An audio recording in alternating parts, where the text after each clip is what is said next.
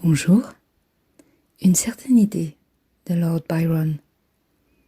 Il n'est pas si simple de parler de Lord Byron, car enfin, quel aspect de sa vie aborder? Ses écrits, son enfance, ses amours tumultueuses, ses voyages, ses idées. Sa vie pourtant si courte est un torrent si rapide et si dense qu'un simple enregistrement comme le mien n'y suffirait pas. Je ne vais donc pas vous réciter sa biographie, mais vous parler de lui, tout simplement, et aborder avec vous quelques instants de sa vie. Si vous le connaissez, je ne vous apprendrai rien. Si vous ne le connaissez pas, alors sachez qu'il fut l'un des plus grands poètes britanniques de son temps. Il s'inscrit dans le mouvement romantique, à l'instar de William Blake, John Keats, ou encore Percy Shelley qui sera son ami. Ce mouvement romantique venant d'Allemagne, qu'on appelle aussi le Sturm und Drang, tempête et passion, aura trois personnages emblématiques en Europe. Chateaubriand en France, Goethe en Allemagne et Byron en Angleterre. On ne peut pas comprendre la vie de Lord Byron si on la regarde en dehors de son contexte historique et politique. Lord Byron est né 1 an avant la Révolution française, en 1788. Il est certain que ses jeunes années en seront profondément marquées, comme d'ailleurs tous les poètes contemporains de cette période, tous des admirateurs de cette Révolution française qui posait les bases d'une société nouvelle où chacun pourrait faire entendre sa voix. Pour George Gordon Byron, le terreau s'avère fertile, et c'est sur ce terreau qu'il construira une personnalité complexe, mais torturée, engagée et éprise d'absolu. À 10 ans, il hérite du titre de son oncle et devient Lord Byron of Newstead, et propriétaire d'un domaine bien trop grand pour lui et qui de surcroît tombe en ruine. Il fait ses études à Aberdeen, Harrow puis Cambridge, où il sera un élève médiocre, mais où il découvrira l'amour sous toutes ses formes. Et surtout, un incommensurable penchant pour la littérature et la poésie. Dans ses jeunes années, il est un élève un peu turbulent, caractériel diront certains, mais en fait cela traduit un terrible manque de confiance en lui, venant sans doute d'une enfance solitaire, entre un père absent et débauché, et une mère détestable et tyrannique, que les psychiatres aujourd'hui pourraient qualifier de bipolaire chronique. Ces années d'étudiant le forment à la littérature, mais également au mouvement, et malgré le handicap de son pied beau, il ne cesse de faire du sport, et devient champion de natation et de boxe. Les voisins se moquent de lui. On l'appelle le diable boiteux. Comment surmonter alors cette tare qui le touche tant? Tout simplement en l'ignorant, et en faisant sienne cette devise latine « Crede Byron », croire en Byron. Cette devise qu'il gardera toute sa vie et fera inscrire sur ses armoiries. Il écrira plus tard « La difformité pousse à l'audace ». À 18 ans, il écrit un poème, Heure d'oisiveté. Celui-ci sera mal reçu par la critique et il en sera profondément blessé. Byron est impétueux, passionné, mais à la fois tourmenté et sombre. Durant de longues années, il enchaîne les aventures sexuelles. Il aime séduire, mais ne s'attache pas. Seule la passion l'anime, mais il se lasse vite. Il a sans cesse besoin d'un renouveau. Néanmoins, quand il aime vraiment et avec sincérité. Il ne se sépare pas d'une incroyable ménagerie. Un ours, un chien, des oiseaux, un chat. Et surtout, il voyage. Il écrit en 1808 « Si l'on ne voit pas d'autre pays que le sien, on ne peut pas donner ses chances à l'humanité. » Au-delà de son goût pour le voyage, son engagement politique progressiste en faveur des classes populaires, ses frasques et son comportement en tant qu'époux de sa demi-sœur le contraignirent à l'exil. Byron, poète reconnu et célébré pour son art, mais poète scandaleux, fut ostracisé dans son propre pays. On l'aime autant qu'on le déteste. Il arrive à Venise en 1815. Il y reste 3 ans. C'est le séjour de Byron à Venise qui fait de Venise un lieu de pèlerinage romantique. Lord Byron a écrit de nombreux poèmes sur Venise, et notamment celui-ci. La merveille du monde. J'aimais Venise dès ma jeunesse. Elle était pour moi comme la ville enchantée du cœur, le séjour de la joie et des richesses, s'élevant tels que des jets d'eau au sein de la mer. L'art d'Otway, de Radcliffe, de Schiller et de Shakespeare avait gravé en moi son image, et quoique je l'ai trouvée dans son état de désolation, elle m'est peut-être plus chère dans ces jours d'infortune que si elle était encore l'orgueil, la merveille du monde. Venise comme cure dionysiaque à l'état pur. Nul plus que Byron n'a habité Venise, au propre comme au figuré. Il a vécu Venise dans toutes ses dimensions, abondamment, excessivement. Il en a épuisé toutes les possibilités. Il s'y est épuisé lui-même.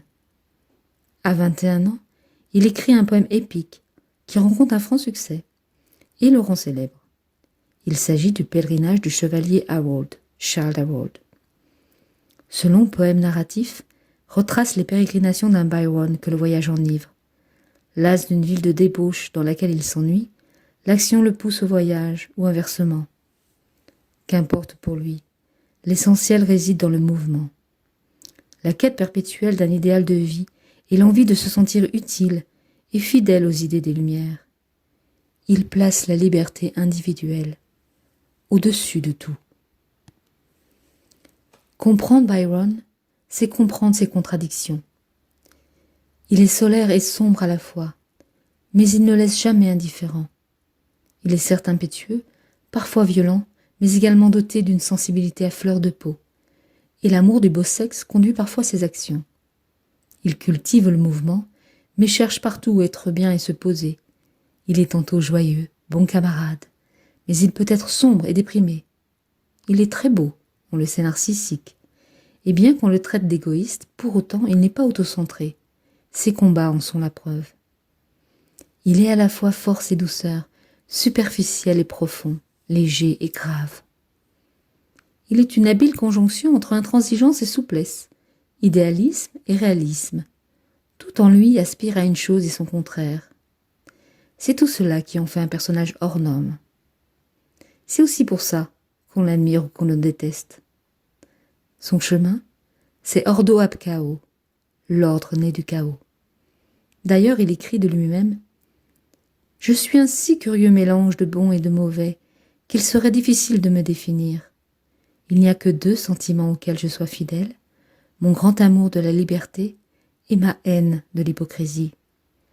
Or, ni l'un ni l'autre ne m'attire des amis. » Lors des hostilités entre l'Angleterre et la France, lors des guerres napoléoniennes, Byron fait figure d'écrivain antipatriote, révolutionnaire et bonapartiste.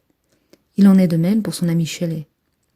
Pour eux, l'État ne peut avoir de légitimité que dans le cadre d'un contrat social qui unit le peuple et les individus. Ce contrat social légitime l'action de l'État qu'en fonction de la volonté du peuple. Leur sensibilité était collective, leur esprit universel. La défaite de Napoléon en 1814 le laisse déprimé, mais plus désireux encore de combattre les injustices. Il saura de toutes les batailles, toutes celles du moins à laquelle il associe son désir de liberté politique et l'existence d'un gouvernement constitutionnel. En Italie, avec Carbonari, qu'il finance en vendant le domaine de Newstead Abbey, mais également en Grèce, son dernier combat. Nous y reviendrons.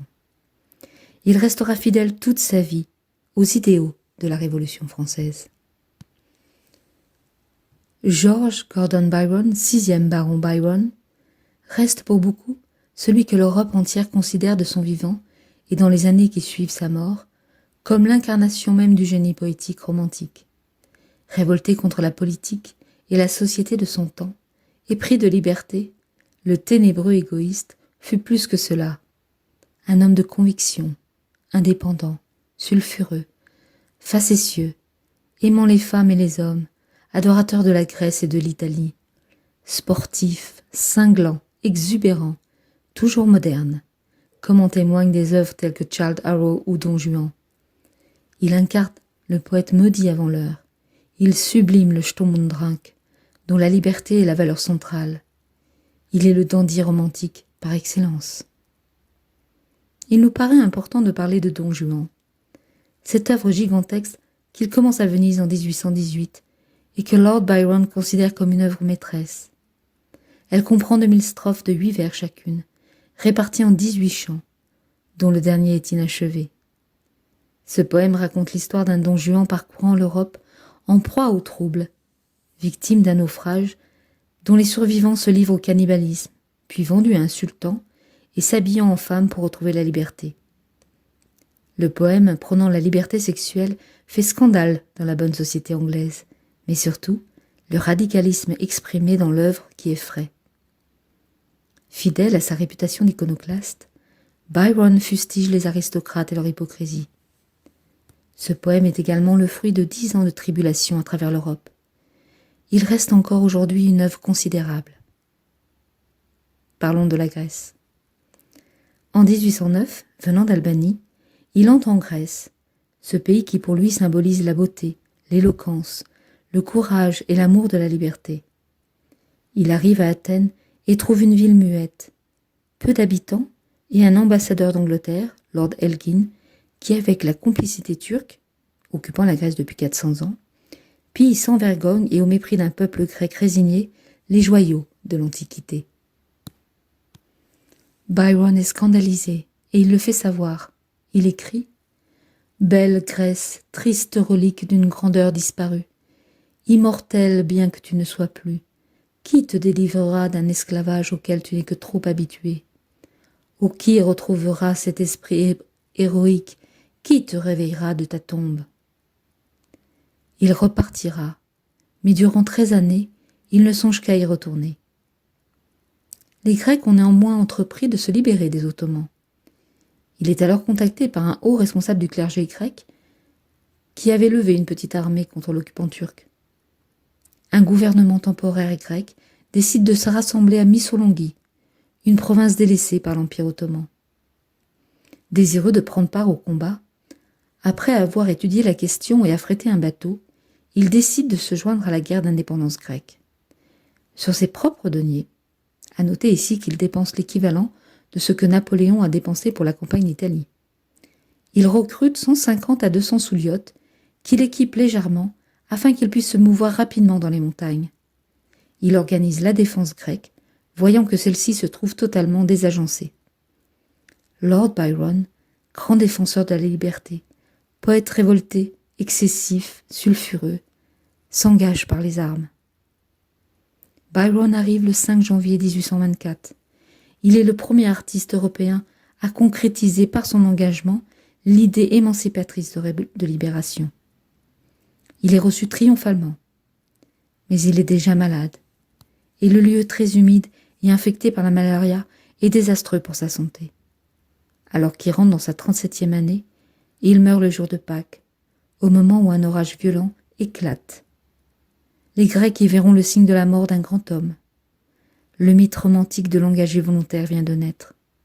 6 ans plus tard, l'indépendance de la Grèce est entérinée. Lord Byron a accompli sa destinée romantique, et ce faisant, il inscrit son épopée dans la légende grecque à la suite des héros antiques qu'il admirait tant. Nous aurions tort de le considérer comme un personnage de musée. Il fut un grand homme et un grand poète. Il nous laisse une œuvre considérable et le sentiment qu'il nous faut rester vigilants, car la liberté est fragile, et il convient de ne jamais oublier les idéaux d'un Lord Byron, épée au côté et bannière dans le vent. Soyons donc des héritiers à sa mesure. À très bientôt.